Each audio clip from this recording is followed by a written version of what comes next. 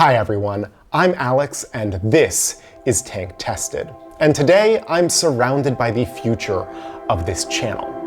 If the last 4 years and more than 100 videos represent Tank Tested 1.0, these aquariums by Ultum Nature Systems represent Tank Tested 2.0. Today, I'm going to unbox and set up these beautiful aquariums and share with you a project that I've been working on for more than a year, the future of this YouTube channel. I think you're gonna love it. So, as you just saw, Tank Tested is now powered by Ultum Nature Systems, or UNS for short.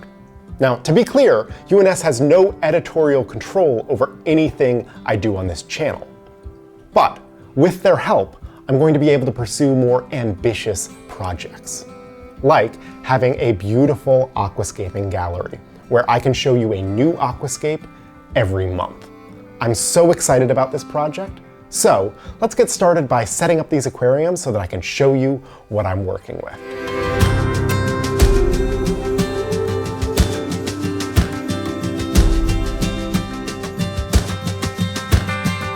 And just like that, these 3 aquariums are all set up. Now, before we get into what's underneath the aquarium in those stands, I want to talk a little bit about this setup. First of all, I have all 3 tanks all next to each other. And what that really does is highlight that my floor is just a little bit unlevel. So I've got to level out these aquariums. The other thing is that I've chosen to have all 3 aquariums right next to each other. I might change my mind about that. I might move one to another wall, but for right now, I want to have all 3 tanks aligned so that they're not crowding too much of my living room.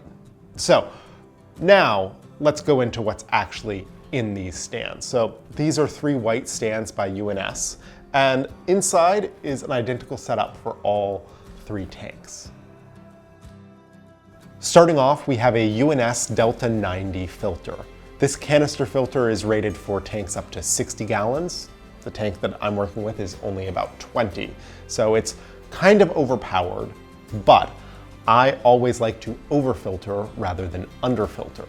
That's for a couple of reasons. First, the tank tends to do better with more filtration. And second, I've done everything inline in this aquarium, as you'll see in just a second. So the filter has to pump through all of my other equipment, which puts an extra burden on the filtration. So going larger is always better. If we follow the outflow from this filter through the 1/2-inch tubing, we run into an inline heater. This is a Hydra inline heater. I've had pretty good success with them in the past. This way, my heater is not in the aquarium. Instead, it's in my filtration system. That allows less stuff in the tank and a prettier experience. Whenever possible, I prefer to have things outside of the tank than inside the tank. Following that same thought process, as the water leaves the heating device, it flows through an inline diffuser. My CO2 inflow is controlled by this UNS dual stage regulator, which is connected to a UNS cylinder.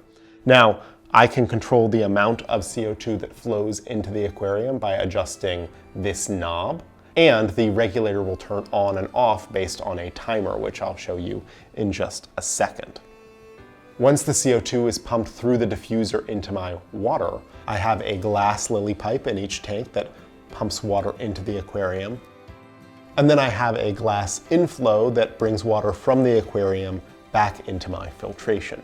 The glass inflow also has a floating skimmer that will help remove all of the oils and particulate that forms a layer on the surface of the aquarium. To control the system, I have a digital power strip that has a section for timed equipment and a section for always on equipment. The timed section has my CO2 regulator as well as my lighting. Lights for these aquariums are twin star LEDs. They should provide enough light to grow most plants in this aquarium. In addition, I also have a light screen on each tank.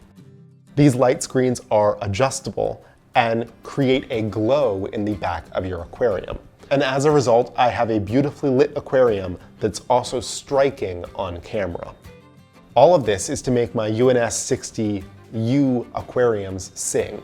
Now, these aquariums hold about 20 gallons of water, but they have a pretty substantial surface area. That's great for creating a deep aquascape, but it also creates a lot of surface area for water to evaporate off of the aquarium. To regulate that just a little bit, I had pieces of glass cut that I'm using to fill most of the surface area of the aquarium. As a result, there should be less evaporation into my living room. All in all, this has been a pretty substantial project, and while UNS helped me out significantly, I did still need to get some other supplies to make this tank system work. But I think it's hard to argue that this isn't going to be a beautiful investment. When you have the proper equipment to run an aquascape, everything just works better. And this system is designed to work. Earlier in this video, I mentioned that it took me about 2 weeks to set up these aquariums. Now, setting up the interior of these stands so that they worked perfectly did take some time, but it didn't take 2 weeks. What actually took me 2 weeks was making these stands exactly what I wanted them to be. See, UNS initially sent me 2 black stands and 1 white stand.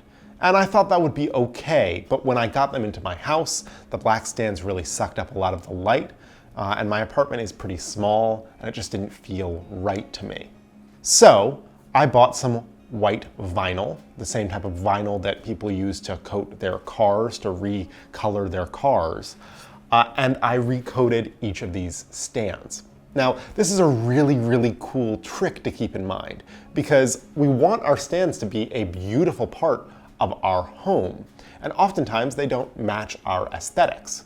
But with dozens and dozens of colors of vinyl on the market, you can make your stands fit your personality exactly right.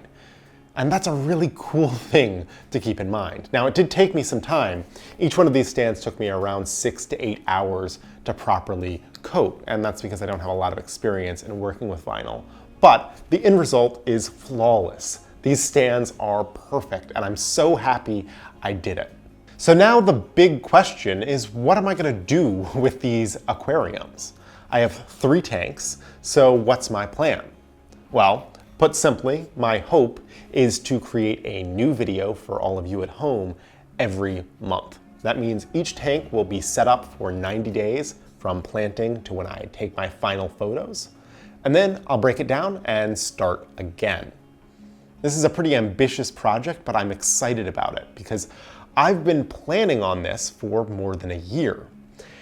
And over the course of that year, I started ruminating on what exactly did I want these aquariums to do. Was it enough to just create beautiful aquascapes that inspired me? Or did I want to explore other facets of this hobby? And ultimately, I've decided I want to stay within aquascaping, but I want to bring my own background to the aquascapes that I create. For me, that means bringing my passion for film and television. See, professionally, I'm a documentary filmmaker who makes both TV shows and feature films. And I wanted to bring that aesthetic or that interest into the home aquarium, not by bringing, pockets of the natural history world here, but by embracing the narrative film world. So taking the films and television shows that have inspired me and made me who I am today, and taking facets of them and referencing them in my aquariums. Now, that doesn't mean that I'm going to be creating a perfect replica of some sort of major pop culture icon. Maybe it does, but instead what I'm really leaning into is the idea of taking inspiration from something that means a lot to me, exploring it more in depth, and then creating a beautiful aquascape that has aspects of inspiration from that world. This should keep me from stagnating by pushing my aquascapes in a new direction each and every month. And it should kind of act like a drawing prompt where every month I've got a new project that I gotta take on, and I've gotta figure out how to bring the essence of something that I love into this small box.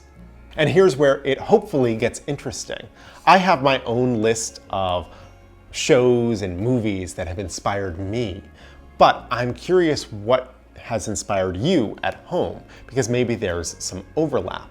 So if there's any movie or television show or book that you would like me to kind of reinterpret as an aquascape inspiration, let me know in the comments down below. This should be a really exciting process for all of us and should kind of explore what aquascaping can be.